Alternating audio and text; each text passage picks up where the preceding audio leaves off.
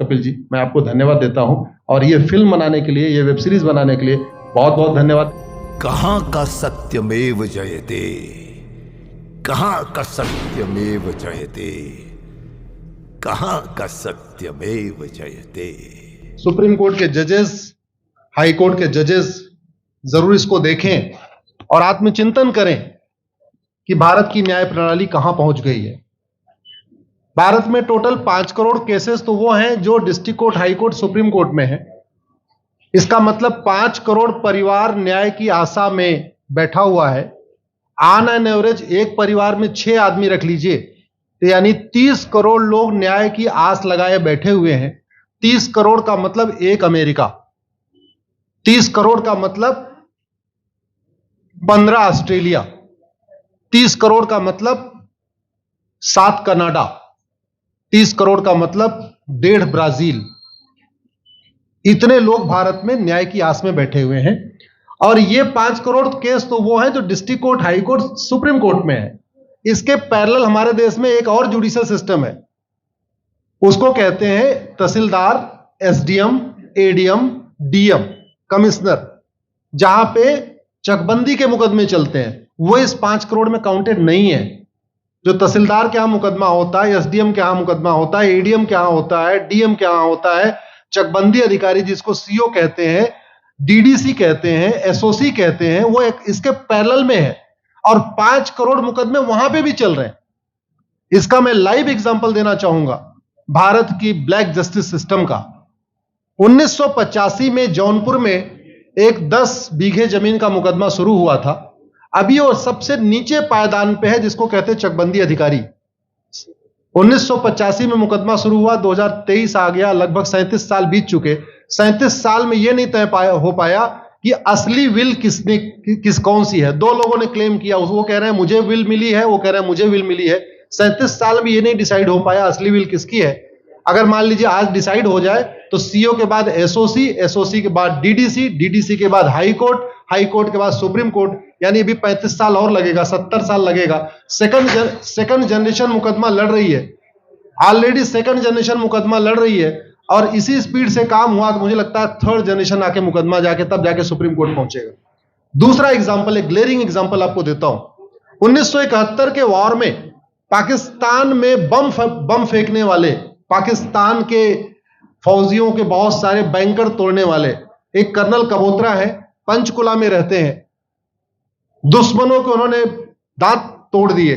आज 2000 से उनके मकान पे किसी ने कब्जा किया हुआ है। 2023 आ चुका है, 23 साल में वो अपने मकान को नहीं छुड़ा पाए। अभी मामला पंचकुला की डिस्ट्रिक्ट कोर्ट में है, उसके बाद चंडीगढ़ हाई कोर्ट जाएगा, फिर सुप्रीम कोर्ट जाएगा। तो 23 साल में वो सबसे नीचे पायदान पे है। वास्तविकता यह है, अंग्रेज चले गए, अंग्रेजी कानून यहीं छोड़ गए, अंग्रेजी व्यवस्था यहीं छोड़ गए। यह व्यवस्था भारत में न्याय देने के लिए नहीं बनी थी। यह जो न्यायिक जुडिशियल सिस्टम था भारत में जो बनाया गया, वो केवल और केवल भारत को लूटने बांटने के लिए बनाया गया था। क्योंकि कानून वही चल रहा है, जुडिशियल सिस्टम वही चल रहा है, इवन हमारा ड्रेस भी वही चल रहा है। अंग्रेज काले कपड़े पहनते थे, हम भी काले कपड़े पहनते हैं। अंग्रेज जून के महीने में उनको गर्मी लगती थी तो 1 महीने छुट्टी करके इंग्लैंड चले जाते थे। आज भी हमारा हाई कोर्ट, सुप्रीम कोर्ट पूरे मई जून बंद रहता है। अंग्रेजों को क्रिसमस के टाइम में दिसंबर में छुट्टी मनाना जाना होता था, 1 महीने छुट्टी कर चले जाते थे। आज भी हमारी हाई कोर्ट, सुप्रीम कोर्ट दिसंबर में, क्रिसमस के टाइम में 15 दिन 20 दिन बंद हो जाती है। तो सोच वही है, किताबें वही है, व्यवस्था वही है, कानून वही है, तो स्वाभाविक सी बात है जस्टिस होगा कहां से? जस्टिस कैसे होगा? हम 2023 में 1860 का इंडियन पिनल कोड लेके घूम रहे, 1861 का पुलिस एक्ट लेके घूम रहे, गवाहों के बयान 1872 के कानून से हो रहे। हमने सब कुछ वर्ल्ड क्लास कर लिया, लेकिन अपने जस्टिस सिस्टम को कंपेयर करने की कोशिश ही नहीं किया। जितने में एक एयरपोर्ट बनता है, एक एयरपोर्ट बनाने में 25,000 करोड़ की लागत आती है। अगर हमारी सरकारों ने एक एयरपोर्ट की कीमत जुडिशियल सिस्टम पे खर्च कर दिया होता तो हमारी न्यायिक व्यवस्था अच्छी हो गई होती। आज घटिया, चूंकि अकाउंटेबिलिटी नहीं है, जुडिशियल सिस्टम में कोई अकाउंटेबिलिटी नहीं है। किसी के साथ न्याय हो जाए, अन्याय हो जाए, कोई फर्क नहीं पड़ता। निर्दोष को जेल हो जाए, जज की कोई अकाउंटेबिलिटी नहीं। दोषी को बेल हो जाए, जज की कोई अकाउंटेबिलिटी नहीं। लाख लोग जेल में सड़ रहे हैं, लाखों धोखेबाज भ्रष्टाचारी बाहर घूम रहे हैं, मूल कारण है ब्लैक जस्टिस सिस्टम। आपने बहुत अच्छा आपने इस पे वेब सीरीज बनाया है, और इस देश में world class airport, world class highway, world class shopping mall, सब कुछ वर्ल्ड क्लास बना लिया। इनफैक्ट अपना मोबाइल का डेटा सुरक्षित रखने के लिए हमारे सांसद, विधायक, जज आईफोन भी यूज करते हैं। अमेरिका का आईफोन यूज करते हैं हमारा डेटा सुरक्षित हो जाए, लेकिन भारत सुरक्षित हो जाए उसके लिए यह नहीं देखते कि जापान में कौन सा कानून है, अमेरिका में कौन सा कानून है, सिंगापुर में क्या अच्छा चल रहा है। कनाडा में रेंट का मामला एक डेट में खत्म होता है।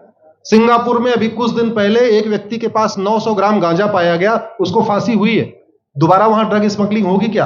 तो भारत में चाहे वो ड्रग स्मगलिंग है, माफिया राज है, ह्यूमन ट्रैफिकिंग है, इन सब के लिए हमारा जस्टिस सिस्टम जिम्मेदार है। कोई भी अपराध होता है उसमें दो पक्ष होता है, एक पीड़ित, एक अपराध करने वाला।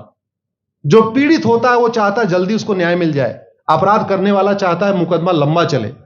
भारत का न्यायिक सिस्टम अपराध करने वाले के साथ खड़ा है। बलात्कारी चाहता है उसका मुकदमा 30 साल चले, और मुकदमा 30 साल चलता है।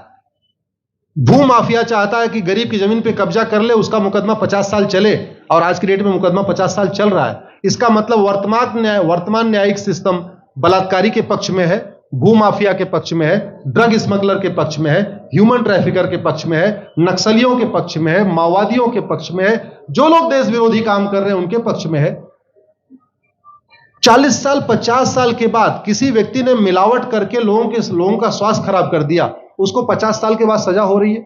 इस बीच उसने कम से कम पता नहीं कितने लोगों का और भी कर दिया। तो ये जो जस्टिस सिस्टम होता है दवा की तरीके काम करता है। जैसे दवा अच्छी होती है बीमारी तुरंत ठीक हो जाती है, अगर दवा घटिया होती है तो बीमारी बढ़ जाती है। दवा खाने के बाद शरीर एज इट इज नहीं रहता, या तो बीमारी ठीक होती है या तो बीमारी बढ़ती है। अगर कोई आदमी एक गांव में किसी के साथ कुछ गलत कर दे, उसको 6 महीने के अंदर सजा हो जाए, साल भर के अंदर हो जाए, दूसरा अपराध वहां नहीं होगा। लेकिन अगर उस व्यक्ति को पनिशमेंट नहीं मिला तो स्वाभाविक सी बात है उसने उसको और मोटिवेट कर दिया।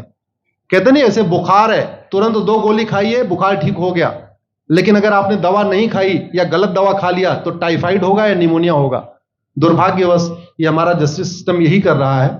आज की डेट में जितनी समस्याएं हैं, चाहे वो घूसखोरी है, जमाखोरी है, मिलावटखोरी है, कालाबाजारी है, नशा तस्करी है, मानव तस्करी है, सोना तस्करी है, ड्रग स्मगलिंग है, या नक्सलवाद है, या माओवाद है, या कट्टरवाद है, जो भी समस्याएं हैं, उसका एक बहुत बड़ा कारण यह है कि हमारा जस्टिस सिस्टम उसको टैकल नहीं कर पा रहा है, उसको पकड़ नहीं पा रहा है, और इसीलिए भारत में अराजकता है। मैं तो इतने जानता हूं, ऐसी कोई बीमारी नहीं जिसकी कोई दवाई नहीं, ऐसी कोई समस्या नहीं जिसका कोई समाधान नहीं। हम हर चीज के लिए बाहर से चीजें खरीदते हैं, तो हम ये क्यों नहीं देख रहे हैं कि आखिर चाइना का जस्टिस सिस्टम कैसा है, सिंगापुर का कैसा है, कनाडा का कैसा है, फ्रांस का कैसा है, और अमेरिका का कैसा है। हम क्यों नहीं बेस्ट प्रैक्टिसेस उनकी अडॉप्ट कर लेते।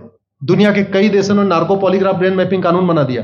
मेरी बहन दीपिका नारायण बैठी हुई है, ये लगातार फॉल्स केसेस के खिलाफ, इनको मैं देखता रहता हूं, एक्टिव रहती है। एक कानून बन जाए नार्को पॉलीग्राफ ब्रेन मैपिंग, और कंप्लेन पे अंडरटेकिंग ले लिया जाए कि जो कुछ मैं शिकायत कर रहा हूं इसके लिए मैं अपना नार्को पॉलीग्राफ ब्रेन मैपिंग कराने के लिए तैयार हूं, हजारों की संख्या में फेक केसेस खुद ही खत्म हो जाएंगे।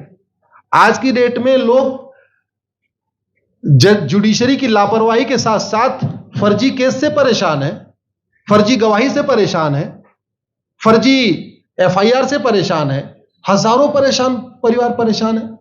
कई बार देखा गया कि जो फैमिली के केसेस होते हैं उसमें कितने सारे फेक केसेस भी आ रहे हैं। तो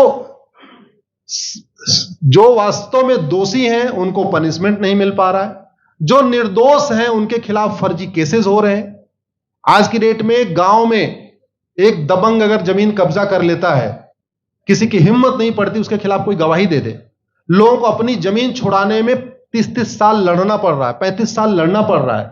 अगर 30 साल 35 साल के बाद कक्कड़ जी उसको अपनी जमीन मिल भी गई तो उसके साथ न्याय कहां हुआ? 35 साल में उसका टाइम बर्बाद हो गया, 35 साल में उसका पैसा बर्बाद हो गया, 35 साल वो मेंटल ट्रॉमा में रहा, 35 साल उसने तारीख पे तारीख झेली है। और मैं तो डिस्ट्रिक्ट कोर्ट में कई बार जाके देखा, ऐसे परिवारों को देखता हूं जिनके पास बस से आने के लिए पैसा नहीं है, साइकिल से आते हैं। ऐसे परिवारों को देखता हूं जो चाय नहीं पी सकते अपने पैसे से, बेचारे घर से रोटी बांध के और अचार लेके आते हैं, लेकिन वहां मजबूरी में वकील को पैसा देते हैं। तो हमारी कोर्ट कचहरी वास्तव में दलाली का अड्डा बन गया है। हमारी कोर्ट कचहरी भ्रष्टाचार का अड्डा बन गया है। और मैं दुख के साथ कहना चाहूंगा, अदालतों में न्याय हो नहीं रहा है, बल्कि न्याय बिक रहा है। जिनके पास पैसा है, वो कि उन्होंने कितना बड़ा क्राइम किया हो, मर्डर किया हो, रेप किया हो, उनको जमानत हो रही है। और जिनके पास नहीं है, वो बेचारे जेल में सड़ रहे हैं। कई बार तो देखा गया, मैंने मेरे मर्डर किया एक्स अनंत सिंह ने, लेकिन एक्स अनंत सिंह बाहुबली थे, उन्होंने थानेदार को 20 लाख रुपए दिया, वो वाई अनंत सिंह को लेकर जेल में डाल दिया। नाम वही है। अब उसके बाद क्या हुआ, 20 साल मुकदमा चला और फिर सबूत के अभाव में छूट गया। तो जिसने मर्डर किया वो तो कभी जेल गया ही नहीं। एक निर्दोष जेल गया, 10-20 साल के बाद उसने अपना जमीन बेचा, सब कुछ किया, मां बाप सब कुछ तबाह हो गए, फिर वो सबूत के अभाव में छूट रहा है। तो सबूत के अभाव में अगर 20 साल के बाद छूट भी गया हो, उसका 20 साल कौन लौटाएगा? उसके 20 साल के लिए कौन जिम्मेदार है? उसके 20 साल जो बर्बाद हुआ, उसके लिए संविधान की शपथ लेने वाले जिम्मेदार हैं। संविधान के प्रियम्बल में लिखा है, हम आपको जस्टिस देंगे, हम आपको न्याय देंगे। न्याय देने की जिम्मेदारी किसकी? जिन्होंने शपथ लिया। शपथ कौन लेते हैं? जजेस लेते हैं, सांसद, विधायक, मंत्री लेते हैं। तो आज की डेट में अगर लोगों को न्याय नहीं मिल रहा है, तो इसके लिए वही जिम्मेदार हैं जो संविधान की शपथ लेते हैं। संविधान की शपथ लेने वालों को वेतन, भत्ता, गाड़ी, बंगला इसीलिए मिलता है कि लोगों को न्याय मिल सके, फास्ट जस्टिस मिले, कंप्लीट जस्टिस मिले। अनफॉर्चुनेटली कंप्लीट जस्टिस मिलने में तो 50-60 साल लग जाता है, फास्ट जस्टिस तो सपना हो गया है। इसलिए आज आपने जो ये वेब सीरीज बनाई है, मैं आपको धन्यवाद देता हूं। एक ऐसे विषय पे जिसपे कोई टच नहीं करता, लेकिन जिससे करोड़ों लोग पीड़ित हैं। मैंने कहा ना, 5 करोड़ लोग सीधे district court, high court, supreme court के केसेस से पीड़ित हैं, और 5 करोड़ मुकदमे एसओसी, डीडीसी, तहसीलदार के यहां चल रहा है। तो अगर 5 करोड़ से 30 करोड़ लोग इधर पीड़ित हैं, तो उधर भी पीड़ित है। वास्तव में बहुत बड़ी संख्या भारत में इसी से पीड़ित है। और अपराध, भ्रष्टाचार और जितनी भी अराजकता चल रही है, उसका मूल कारण भी यही है। जस्टिस सिस्टम अच्छा हो जाए, कानून सख्त हो जाए, कानून का खौफ पैदा हो जाए, न्यायपालिका का खौफ पैदा हो जाए, और ये थाने जो दलाली के अड्डे बन गए हैं, तहसील जो दलाली का अड्डा बन गया है, डिस्ट्रिक्ट कोर्ट जो कमीशन खोरी का अड्डा बन गया है, अगर इस पे कंट्रोल हो जाए, तो वास्तव में भारत में फिर से राम राज्य आ सकता है। अगर जुडिशियल सिस्टम अच्छा हो जाए, तो जो राम राज्य की कल्पना है, धर्म की जय हो, अधर्म का नाश हो, प्राणियों में सद्भावना हो, विश्व का कल्याण हो, मुझे लगता है उसको फिर से जीवित किया सकता है। आपने मुझे बुलाया कपिल जी, मैं आपको धन्यवाद देता हूं। और ये फिल्म बनाने के लिए, ये वेब सीरीज बनाने के लिए बहुत बहुत धन्यवाद देता रहता हूं। दीपिका जी लड़ती रहती हैं, इनको देखता रहता हूं। बहन नेहा जी आई हैं, ये अपने गानों से मुझे लगता है बहुत अच्छा आप लिखती हैं। और इसी तरीके से कड़वा सच आप लिखते रहिए, कड़वा सच गाते रहिए। लोग आज की डेट में, यंग जनरेशन कड़वा सच सुनना चाहती है। मीठे झूठ ने इस देश में शुगर, डायबिटीज पैदा कर दिया। भारत केवल लोग डायबिटीज से नहीं पीड़ित हैं, बल्कि हमारी व्यवस्था को डायबिटीज हो चुका है। और उस डायबिटीज को दूर करने के लिए नेहा राठौर जैसी बहनें जो सही बात कह रही हैं, दीपिका जी सही बात कह रही हैं। आप लोग जो है बहुत अच्छा काम कर रहे हैं। और आपने, कक्कड़ साहब, आपने बनाया वेब सीरीज, आपको विशेष आभार, धन्यवाद देता हूं। यही निवेदन करता हूं, इस वेब सीरीज को ज्यादा से ज्यादा देखें। और खास तौर पे अगर आपके जानने वाले कोई जज हैं, कोई आईएएस हैं, कोई आईपीएस हैं, मंत्री, सांसद, विधायक हैं, उनको भी एक बार फोन करके, व्हाट्सएप करके एक बार कहिए कि वो भी इसको जरूर देखें। क्योंकि अल्टीमेटली न्यायिक व्यवस्था बदलने की जिम्मेदारी उन्हीं की है जिनको वेतन, भत्ता, गाड़ी, बंगला, free air ticket, free rail ticket और वीआईपी व्यवस्था मिलती है। ये व्यवस्था उन्हीं को बदलनी है। जय हिंद, धन्यवाद।